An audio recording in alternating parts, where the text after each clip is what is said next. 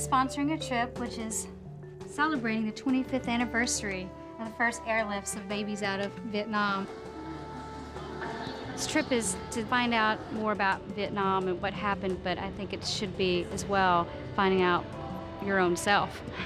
I was born at 12th. I was dropped off at the orphanage at the 13th. And the only records it said was my mom was Vietnamese, my father was American. The adults did not speak to us. It always made us feel like we were traitors for being half American. Hi, I'm Jody. Hey. Don't know what it would be like to have a child and have to give it up. I just can't imagine it. Millions of people were displaced. Families were separated. And of course, those who are least able to control their destiny are the children.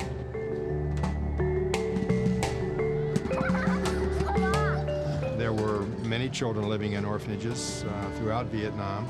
No doubt some of them there as a result of the war.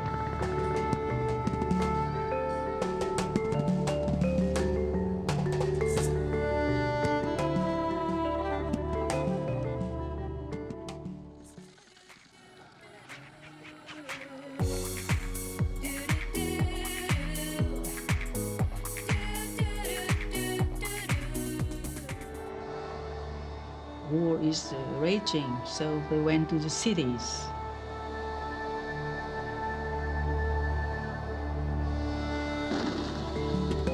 Certainly, there would be many children left over by the GIs. That's why many orphanages have been established.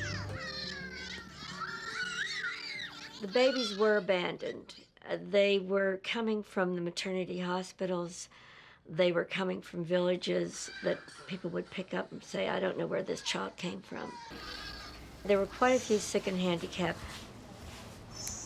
Sisters from my orphanage, they wrote to my parents saying that I had polio, and they sent my mom pictures of 5 other children from the orphanage that were very healthy, saying that, you have a choice to pick from the 5 if you would like.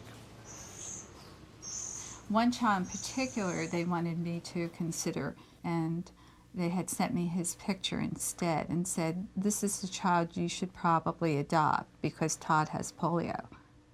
And I thought, my goodness, I had Todd's picture for 12 months.